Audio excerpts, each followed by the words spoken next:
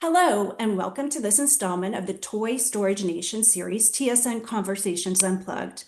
This series is based on questions we most often get at Toy Storage Nation. Today's topic is opportunity within the storage markets. Today's participants are Ramey Jackson, CEO of Janus International Group, Mike Burnam, CEO of StorageMart, and Brad Relford, President and CEO of Trachte Building Systems.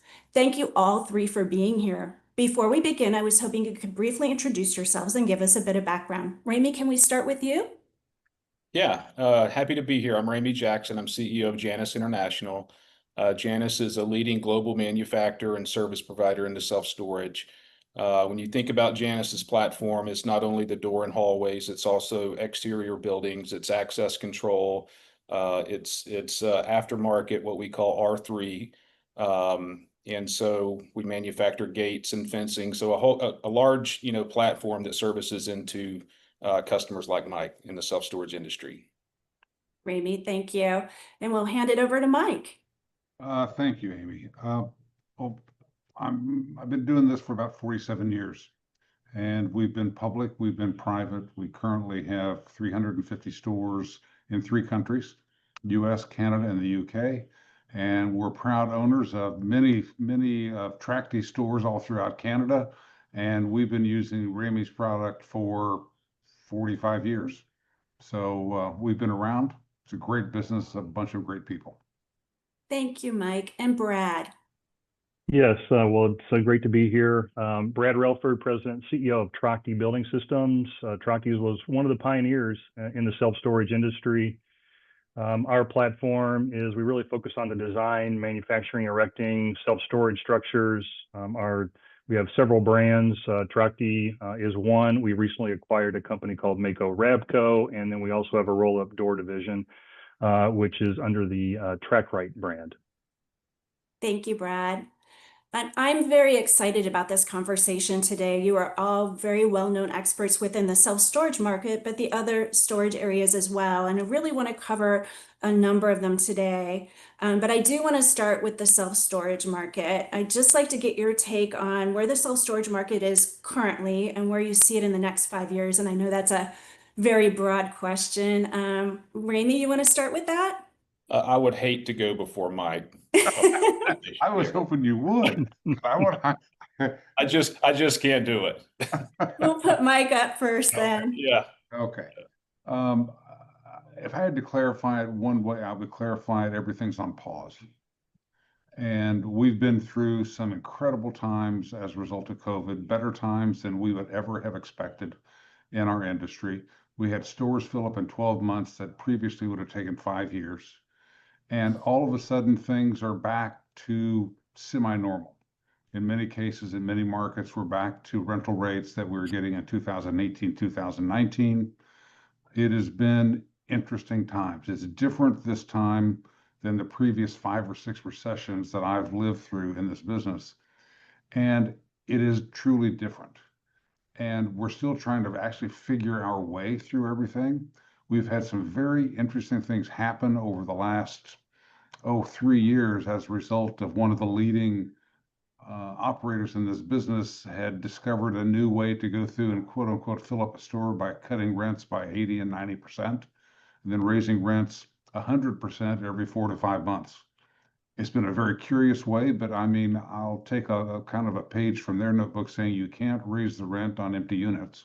So anything we can do to fill up the extra space, we'll do so. And it has been odd because it's very difficult to underwrite a new store that is being built when the rents on a 10 by 10 would range from $50 to $250 over the previous 12-month time period. So it becomes very difficult to do that. But at the same time, through COVID, it taught us that in 2019, everybody was discussing, oh my gosh, you're overbuilt. What are we going to do? And then COVID happened and very little building took place. And we did soak up all of the excess supply. Those that had buildings that were opening during that time period had tremendous success. And a lot of people entered this business. I think that we're many times a victim of our own success. When all of a sudden, when we went public in '94, people couldn't understand how in the world you could operate a public real estate business on month-to-month leases. Well, we've come from the redheaded stepchild to be a major food group over the past several years and have taught them that we have to build very nice properties at the corner of Main and Broadway. As I say, if you can smell McDonald's and see Walmart, is a great location for self-storage. And along with that, we've kind of changed the atmosphere of the type of properties we build, from the long rows of buildings with orange doors to multi-story facilities that look in many cases like anything except self-storage.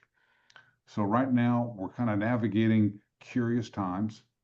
We're seeing, in my eyes, I think supply slowing down, but I spoke at a Texas executive retreat a couple weeks ago, and they were building like crazy. And I'm sure that Ramey and Brad could probably tell us better because they're the ones that actually supply the doors and tell us how much is going on every place else. But it's been a very interesting time, and we're still trying to figure our way how to operate in this new environment. So it's great industry. We're not recession proof. We're certainly recession resistant. And what I think, the way I put it today, this is what the worst part of self-storage looks like right now, is our business. And if this is the worst that it gets, it's still pretty darn good. Okay. Thank you, Mike. That's good. Brad or Ramey, do you have anything to add there? Yeah, sure. Look, I think from my perspective, it depends on who you are. The more well capitalized you are, those are our customer segment that's accelerating investment. I think there are cohorts that look at this time as an opportunity to gain share. When you look at the smaller mom and pops independents, they're virtually on the sideline from a liquidity, interest rate, banking requirement perspective. Look at some of the REITs who I think lived through the GFC that paused all development. I think there were some lessons to be learned there in that self-storage is a long game on the development cycle. And I think that there's a segment of customers who understand that and that's their model. And so again, it really depends on your capital stack in terms of if you're getting from Wall Street or institutional investment as opposed to local banks. Thanks, Ramey. And Brad, did you have anything to add? Sure. I think I'll just dovetail on what, Mike and Ramey shared. I agree with their comments. Certainly a lot of uncertainty and a lot of unpredictability right now, which is not normally a good formula for business. A lot of people are sitting on the fence, but as Ramey indicated, and as Mike did as well, there are still opportunities. And I think the old, what's the saying the saying in general, all politics is local. I think all self-storage is local. So it's really about these smaller markets.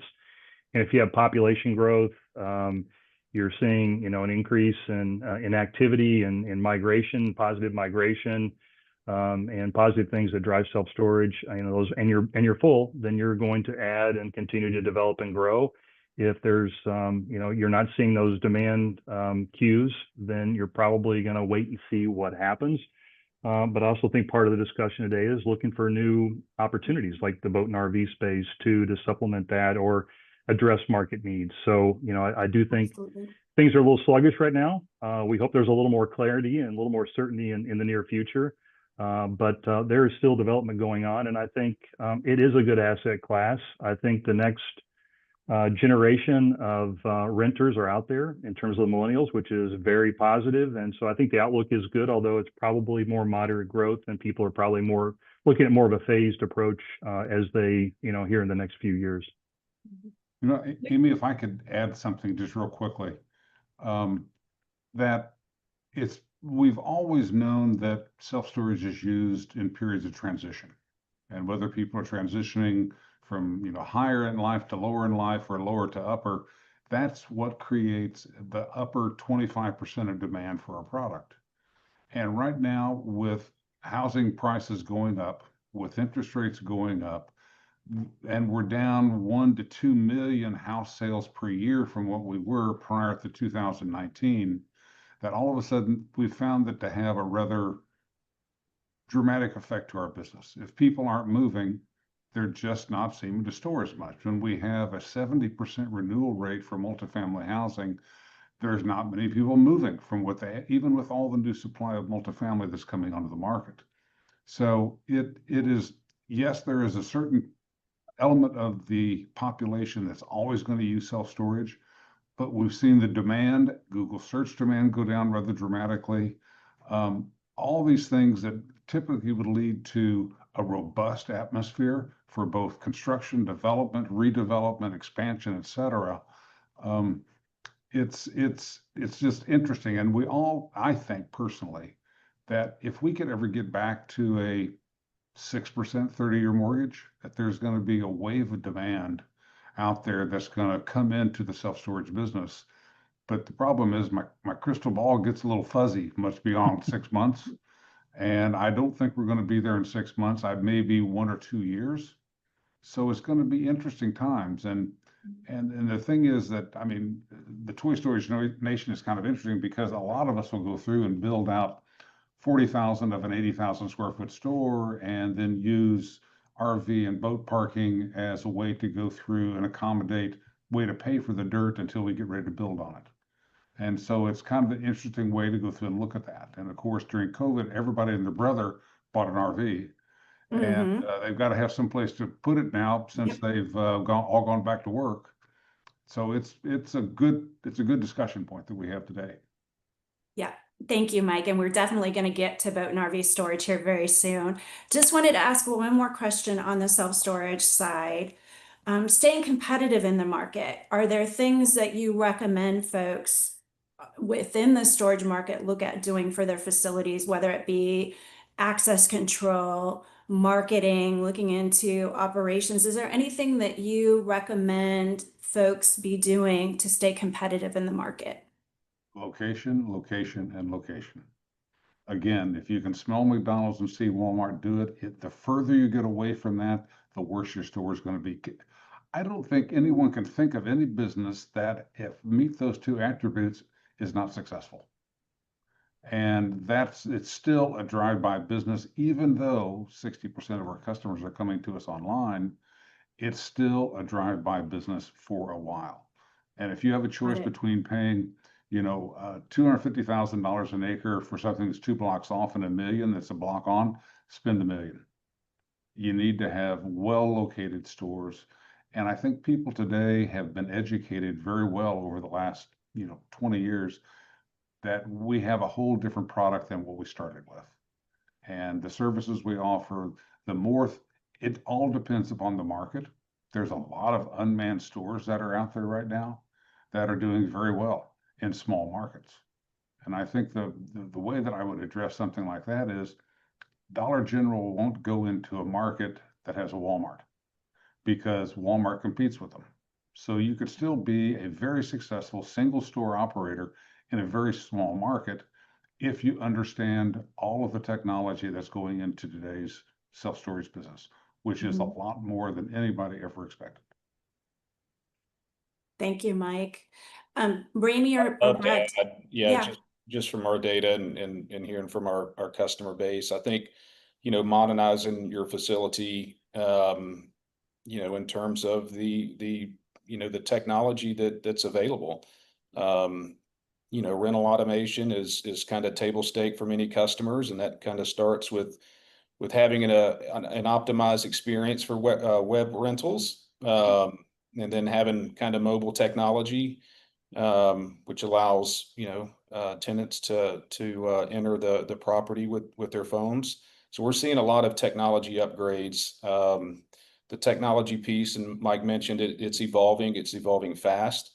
From virtual management to hub and spoke, just having the proper tech resources to optimize your labor, the customer experience. And so it's really interesting to watch the industry try to wrap their hands around this technology. It's arguably one of the last sectors to really embrace it.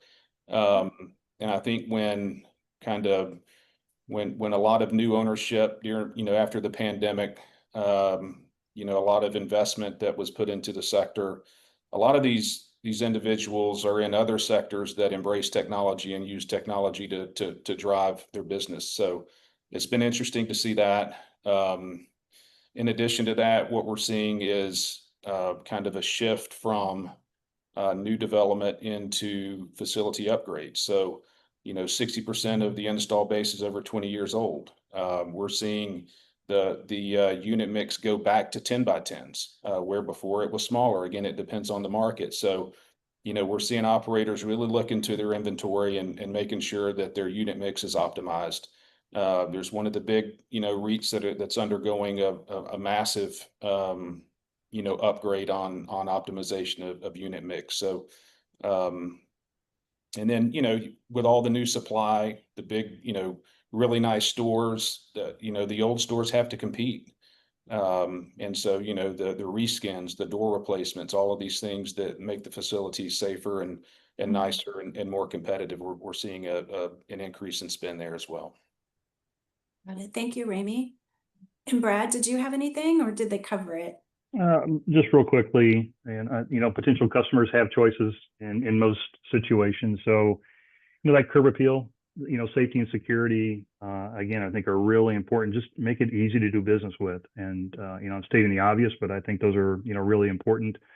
As Ramey just mentioned too, particularly if there's, a couple different properties in an area that, one, will likely, win out, based on, that perceived value that's going to be provided. So I think that's really important also. Thank you, Brad.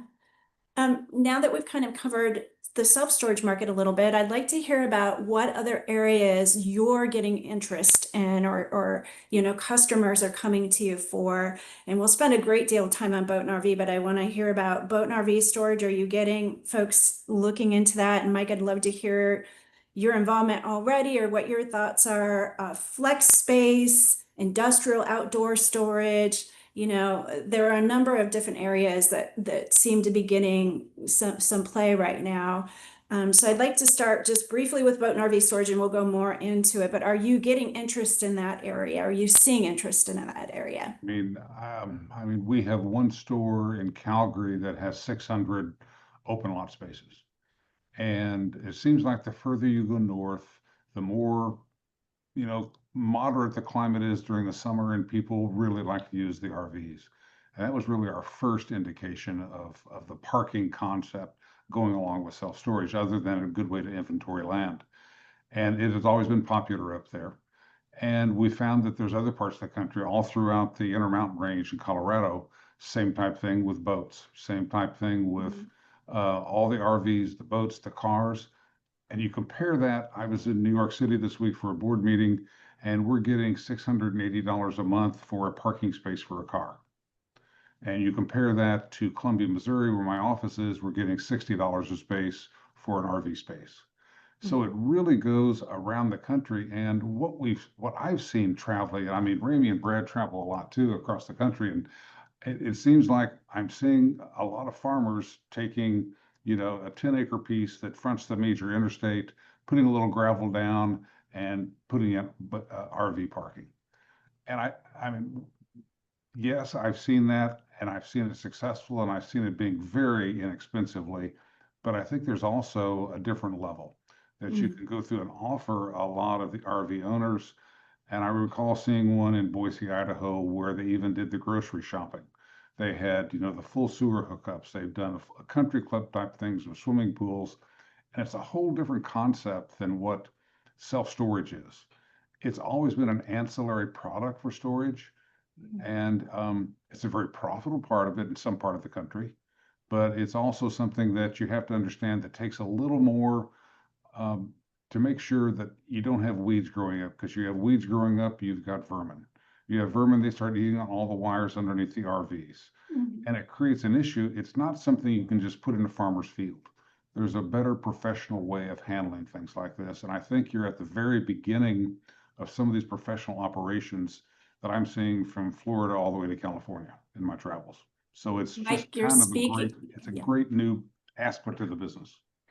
Thank you. You're speaking to the choir because Toy Storage Nation, what we advocate for is Class A boat and RV storage. Mhm. And it's four simple things. It needs to be covered in in some manner, whether that's canopy or enclosed. It needs to be gated. It needs to be fenced, and it needs to be paved in some manner. And we'll look at a true grid is covering that as well. But the reason for it is pretty simple. These rigs that people are buying and boats, they're very expensive toys, right? And they want them protected and secured, and they've got the money to pay for it. And you hit the nail on the head when you talked about, amenities. They're willing to pay for conveniences, amenities, and whatnot. So we're very much along the same lines as that, and we feel like in a lot of areas, you may be able to get away with just doing a gravel lot for a short period of time. Mhm. But sooner or later, and very soon, someone else is going to come in with a Class A facility and they're going to take your business. And so, we're seeing that across the country right now. So I really appreciate your insight on that. We've never seen or done more boat and RV than we are today. And to kind of your point, the Class A, we're doing more enclosed structures than we ever have. And in addition to that, it was interesting, Mike mentioned early on that they would buy a lot and then put some boat and RV in to wait until build the building. We're seeing the reverse. We're seeing Class A boat and RV, and then they're hiring us to come in and bring our mobile units in, our what we call our MAS, they're relocatable units to serve for your typical self-storage. So it's an interesting combination, but it's real time and it's accelerating. Thanks, Ramey. And Brad, did you have anything to add? Yes, we're definitely seeing the same thing. The demand and interest in boat and RV has really grown dramatically over the last number of years. And as Mike mentioned, there's just so many people made some big purchases here over the last number of years, and that trend looks like it's going to continue. And I think with the benefit of HOAs and your neighbors not depreciating you parking that big vehicle or boat in their neighborhood, they do have to find another home for it. So we're definitely seeing an increased demand for boat and RV. And I think years ago was kind of an afterthought. And I think new sites, new development now, it's very much a consideration in phase one, which I think has definitely changed. And I just think a variation on the theme as well is the demand for heated boat and RV units as well. And again, we're talking about higher end customer clientele looking for that convenience, but allowing them not to be required to winterize their boat or RV and keep it in a safe and secure place. We are definitely seeing that trend with our customers as well. Good point. I was also in Colorado last week. I've been doing a lot of traveling, and I saw one of our stores had a 12 by 40 that rented for $2,190 a month, heated in the mountains. And it's exactly the reason you mentioned, Brad, because they don't want to have to go through and winterize it. They can keep it heated, and it's been a good part of the business. Now, I'm not sure I would want to do 150,000 square feet of 12 by 40s, counting on getting $2,200 a month for it. But it's certainly a great add-on in every facility in the type of markets where something like that would work. And I'm going to say not deep south, maybe not, but every place else. And I see Trachte more in Canada than I do in the U.S. Have you seen more take place in Canada than in the U.S., Brad, as far as the RV development, or differently? Yeah, it's about the same, I think, for both. But as you mentioned, the northern parts of the U.S. certainly above the Mason-Dixon line, and even further north, those larger spaces, but definitely into Canada as well. Yeah. Thank you, Brad and Mike. Ramey, you mentioned seeing some of your customers in the boat and RV side come to you for that area, and then they're adding traditional storage into the mix. Are you hearing from any of those customers? Are they typically seeing the customers for their traditional storage side? Are they the same customers as who is storing their boat and RV there, or are they getting a whole nother, sometimes another mixture of clients coming in for that side? I think it's a mixture, Amy. I think really the instance I talk about it's the site may not be optimized in terms of the layout, and so there'll be some dead areas, some dead space where they'll bring these relocatables in. Yeah. But they're clearly advertising not only boat and RV, but self-storage units Yeah. as well. So I think it's a combination from my perspective. That's great to hear because it's a whole nother customer base that they could be bringing in. And sometimes when we talk about boat and RV storage, we talk about the fact that the land can be a little further out. It doesn't always need to be right in the city. So it surprised me, and I've talked to a couple of other developers that gave me the same information you're giving me. And it was nice to hear because sometimes you think if you're a little further out, you may not be getting a whole set of clientele that would just come for that. So that's interesting to hear. Mike, are you seeing kind of the same thing in your facility? Be very honest, we can get more for storage in most of our markets than we can for open lot spaces. And other than the 15 or 20 large spaces that I mentioned throughout the Colorado Intermountain area, it's we can tend to get a much higher rent per square foot for the storage than some of the open lot parking. It's still an ancillary business for us, and if we were building in a secondary market on the edge, I think it'd be a big part of the business. And you start thinking about it, as you go further south, the open lot parking would include a canopy over the top too. Mm-hmm. So I mean, those type things have become big, but it's very much an ancillary business for us at this point in time. Got you. Thank you. Are you getting much interest? We we always say RV and boat storage, right? But I am starting to get a lot of calls from folks that are either near lakes, marinas is another area that I'm getting more interested in, looking at the boat storage side being the prominent area. Are you seeing interest in that type of opportunity for folks? Are they, starting to come to you more in areas of recreation water areas, and marinas? Are you seeing anything there? Well, the only thing I can tell you is that we have some rather large institutional partners, and I know that they have been actively pursuing marina investments. And when you start seeing institutional type people going into that business, yes, it's a very good business, but it's a lot more employee intensive than what it is for the self-storage business. And you start throwing in restaurant, you start throwing in gas sales, you start throwing in, working on everything, it becomes different. Then I start seeing some that are stacking boats 4 and 5 high with a very large forklift. And then you have, union people, you have to get involved in some of the things. So there is an active market for that. And it's a lot like self-storage because you're renting by the month. And it has some of the same things other than the employee aspect. Thanks, Mike. Are you seeing any interest though of creating boat storage around marina areas? Does that make sense? If marinas are filled, or marinas pretty much taking, that market at this point?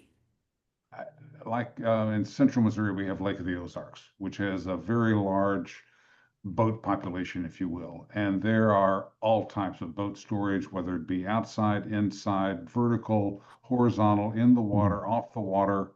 And then my family have some places in Florida where they will have the marine operators will go through and park their boat off premises in the cheaper land and then bring it and put it in the water for them, all for a fee. And all those type services are very big in a certain type of market. Thanks, Mike. Ramey or Brad, are you seeing any interest, or, in particular around water recreation areas? Yeah, I mean, I would say, the lion's share of the boat storage is around recreation areas, is around the lakes, throughout the South. So yeah, there's absolutely a direct correlation there.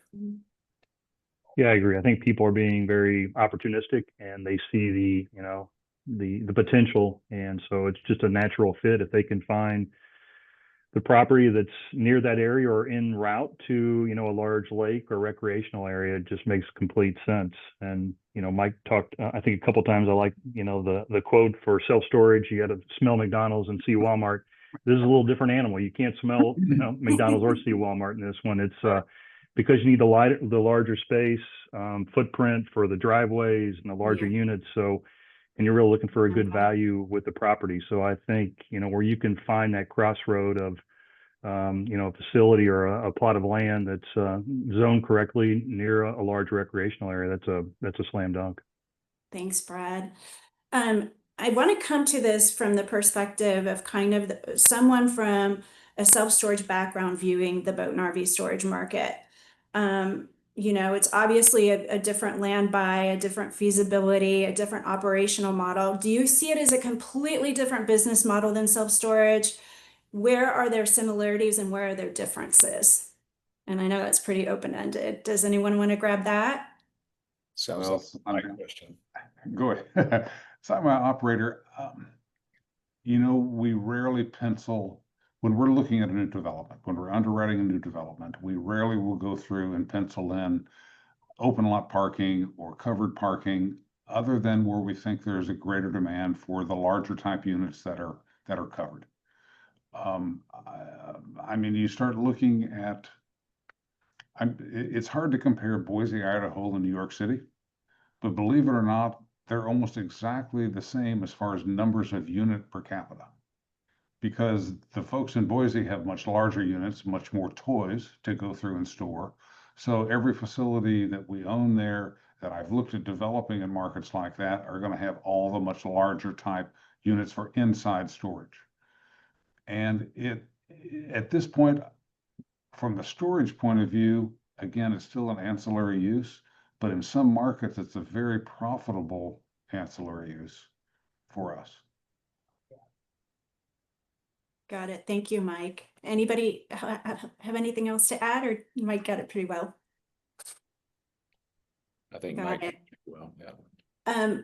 Any advice you would give to a current self-storage owner that has hesitation in looking at the boat and RV storage market, maybe because the land buy is so different, they don't quite understand. And the reason I'm asking this is I've told that at times there is hesitation just because they have a hard time kind of getting their hands around the land buy being so different, the price per square foot. Anything that you could think that would help those folks, whether it be a case study, that type of thing. I can jump. Go ahead, or Mike. I'll give you time to think about a better answer. Let me start with one. But no, I absolutely, I think, it all starts with, looking at the market. It's pretty easy to, get a pretty strong understanding of what options are available, local occupancy. It's really going through the feasibility process and determining, what is potentially a good investment if you have the property. It all starts there, what the zoning is, what the space is, who the potential clientele is, and it's going through that feasibility process and seeing where, estimated rents or reasonable rents for the boat and RVs, how that would fit into and support an ROI that is acceptable. And at the end of the day, it comes down to a business decision, and you have to make some reasonable assumptions in terms of the land and the development, and then it's just a matter of math and how reasonable and what kind of scenarios, how big of a range could that facility support, and that's going to really drive, I think, ultimately the decision from my perspective. Thanks, Brad. When I just keep going back to when my father got into this business, and he was on a family vacation and thought it was a great idea. So what are these long rows above these doors? What's that all about? So he stopped in and eventually bought a guy's lease for $10. And I would advise anybody looking to get into the boat and RV business is visit every single one in a 2 or 3 state area around you to find out what type things are being offered. 2, make sure that you have a caretaker who can keep the place looking good at all times. 3, you have to understand that not everybody is an expert at backing up a 30-foot motorhome and making sure that your spaces are larger than what you think you would ever possibly need. Regardless of trying to sell line to line on the parking lot, got to give them space adequately to pull through, pull around, back in, back out. I've even visited them because we looked at this many years ago, and I toured one facility where they would not even allow you to drive your vehicle onto the lot. They had designated drivers to make sure it was parked properly, so there's no dents, dings, or whatever to anybody else next to you. And there is a certain way of expertise, and the best way you can learn that is go out and rent a few units yourself, even if you don't own an RV yet. Rent one to see how they treat you, what type of lease they have, what type of opportunities you can go through, and side sell on the things. Thank you, Mike. One thing that we see is just such enthusiasm for the boat and RV storage market for this, and coming from a number of different development areas. I get folks that call me from commercial, family housing, a number of different areas, because there's so much opportunity still to get into Class A boat and RV storage. We've done the numbers kind of backwards before, and it looks like it'll take about 5 years just to make up for the need that is out there for rigs that are out there and continue to come out every month, and HOAs are getting tighter and tighter. Given that, and we know there's such opportunity, one thing that folks who've been in the self-storage industry for many years tell me is they really see boat and RV storage in some ways where traditional storage was 30 years ago as far as the opportunity. Would you agree? Are you seeing, that folks can still, a mom and pop kind of situation can still get into this industry? Absolutely.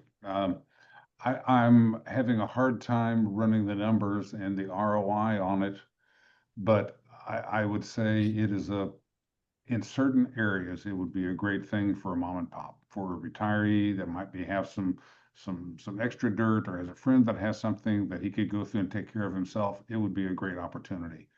Turning it into an area where you provide all the additional amenities, including, for the dark water and everything else to go through, furnishing groceries, having, everything available there. That's a market to market specific. And I think everybody has to start someplace, and it's a great use of excess land and a great way to get started. Yes. Thanks, Mike. And in the beginning, when toy storage nursing first started, the calls I would get might be from a doctor, who was looking to get out of his practice, needed to put the money somewhere, wanted something that wasn't so employee intensive.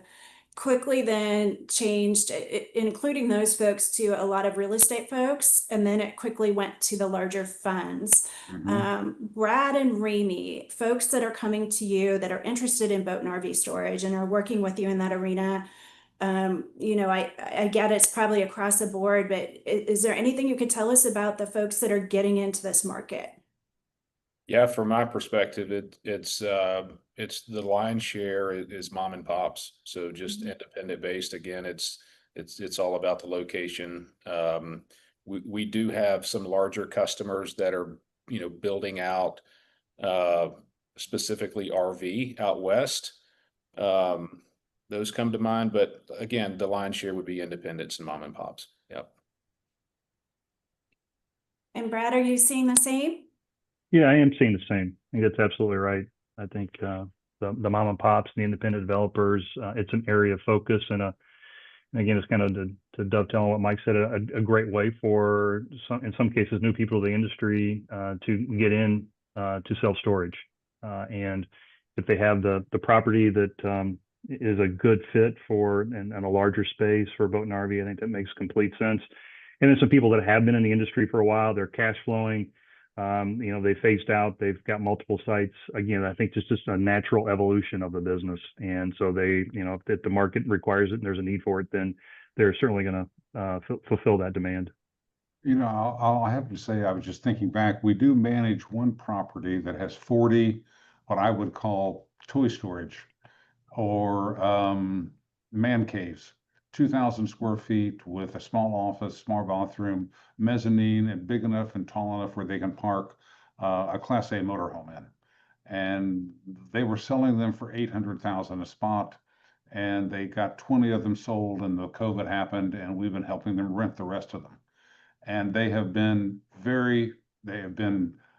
not as easy to rent as self-storage, but have been very, very successful in certain high-end markets, where you have some really high dollar RV, Class A motorhomes, and things like that. Thanks, Mike. Ramey and Brad, is there anything you could tell us from your perspective as far as kind of the inquiries that are coming in? Are you seeing more inquiries from certain parts of the states than others? Obviously always Sunbelt, but anything that would be of interest to folks out there? I think it's secondary and tertiary markets, really. That's where we're seeing most of the demand. Yeah, so it's those markets. I mean, look, it's where folks moved during the pandemic, right? Mhm. You know, again, Sunbelt, in those smaller markets. And the thing that I would add, Amy, is that, you know, just by definition, this is a higher end clientele. So whether it's north or south, they made a large investment in a nice boat or RV, and they want to protect it. So there's a need for, covered or enclosed storage in one form or another, regardless of where they are. Thank you. And I know we're limited on time. I'm very cognizant of that. And so I wanted to spend most of our time on boat and RV, but just wanted to throw this out there as far as other types of storage opportunities that you may be seeing interest in. Flex space, is that new? Or is that just kind of the term that's being used and that's why it's getting some renewed interest? What are your thoughts there? I'll give you my quick thoughts. I think we all have underestimated the positive aspects of what happened during the pandemic. I think that there were more small businesses created during the pandemic than anybody gives credit for. And the first move for a small business out of their house is into a self-storage facility. The next one is into a flex space. And I would consider a flex space where you have anywhere from 1,500 to 2,500 square foot with a garage door, maybe a small office. And those have become very, very profitable all around the country. And it doesn't have to be in that prime retail location. It can be in a commercial location. And I've seen them rent from anywhere from, $15 to $40 a square foot, depending upon the market. And it is a great place for incubating a new business and growing a new business. And I think there's a lot of that taking place all across the country. And on a personal note, I mean, we're doing it on a personal basis when we don't do it within the self-storage company. And in certain markets, it does very well. Thanks, Mike. Yeah, look, I think our European business, we've been doing that for quite some time. But I agree with Mike's point. I think e-commerce, I mean, there's been a lot of, commercial activity, small business owners, to Mike's point, utilizing self-storage and now having the option to do flex space. So it's relatively new for us here in the States, but it's something that we see a lot of currently. And Brad? Yeah, I don't have much to add. Anything? I think that's kind of a newer segment, and I think I like the way Mike presented it, though. It's kind of again that evolution from self-storage, commercial use into a burgeoning business that needs more space and a little more sophistication. I think that makes a lot of sense. I think you asked the question, I think a little bit ago, in terms of kind of how boat and RV kind of fits within the overall self-storage mosaic. I think that is a much higher level of I'll use the word sophistication again, just a little bit different business model, although I think it fits nicely in terms of the amenities and restrooms and office space, and I think potentially more traffic. So it's kind of interesting to see how that is evolving. In one other area, commercial parking, truck parking, something I've recently learned about the need for truck parking. What are your thoughts of some storage type facilities that are opening themselves to truck parking? But are you seeing a need within that market as well for just commercial parking? I know some boat and RV storage facilities are opening themselves to truck parking, but also folks who maybe have a piece of land that the numbers didn't quite pan out for boat and RV storage are looking into truck parking. Well, yes, I would call it industrial storage, where you may have an excavation company need someplace to go through and store a flatbed trailer with a backhoe on it.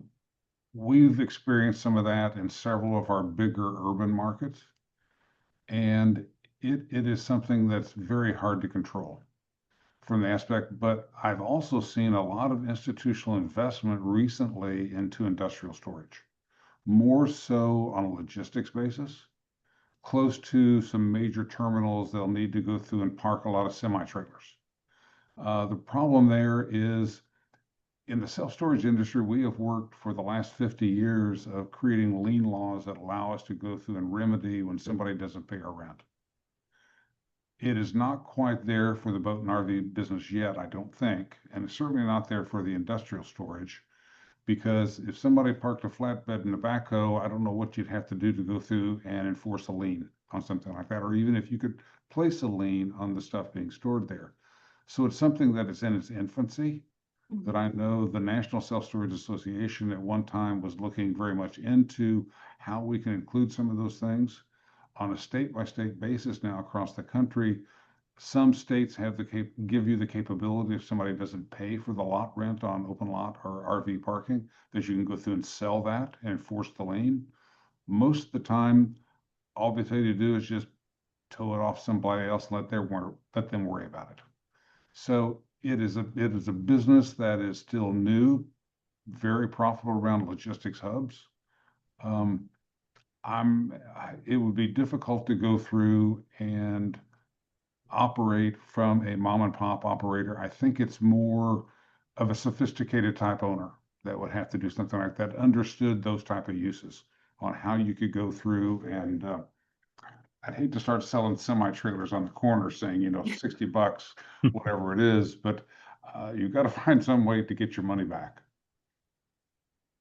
Thank you, Mike. Part of the reason we do talk about some of these other areas is that we know that folks that come to our site are open to opportunities that just make sense, right? And so that's why we focus on Class A boat and RV storage, but we like to cover some of the other areas as well. I am going to limit this because I could go on for the next hour asking you all questions, and I know you are all very busy. So as we're wrapping up, what I'd like to do is go around. If there's something that we didn't cover that you think it's important for people to know in a brief way, please feel free to do that. But if you could give your name again, your company, and your contact information, would really appreciate that. If anybody's listening and would like to get in touch with you. Ramey, can we start with you? Yeah, I think it was a great conversation. I think we hit all the points from my perspective. Again, Ramey Jackson, Janus International Group, and you can reach me via email. That's Ramey J, RAMEYJ @janusintl.com. Thank you. And Mike. I'm sorry we couldn't help much with the toy storage. You got me thinking though. I might have to attend one of your seminars, Amy, to get a little more We'd be information. happy to have you. July 18th, Anaheim, Mike. I don't think I could ever get my wife to get in an RV to go very far, and so I don't think I'm a buyer, but it might be an interesting thing to go through and look at. It's mike.burnham@storage-mart.com. Happy to take any and all inquiries. Happy to tell you what I do. I only charge one good bottle of wine for each idea. Thank you, Mike. And Brad? Yeah, thanks, Amy. A good discussion. I really enjoyed the opportunity to participate with the group. So Brad Relford, RELFORD. I'm with Trachte Building Systems, and my email is brelford@trachte.com. Thank you, Brad. Thank all three of you. I'm so lucky we all are that you took the time to share your expertise and experience. My name is Amy Biggs. I'm president of Toy Storage Nation. We are a media education brand. We have a website. We do full day educational workshops. We do podcasts. We have a number of things going on. If you want to learn more about us, go to toystoragenation.com. If you need to reach me, my name again, it's Amy, AMY.BIX@toystoragenation.com, or you can reach me at 602-909-3910. Thank you all three for being here again. Thank you. Thank you as well.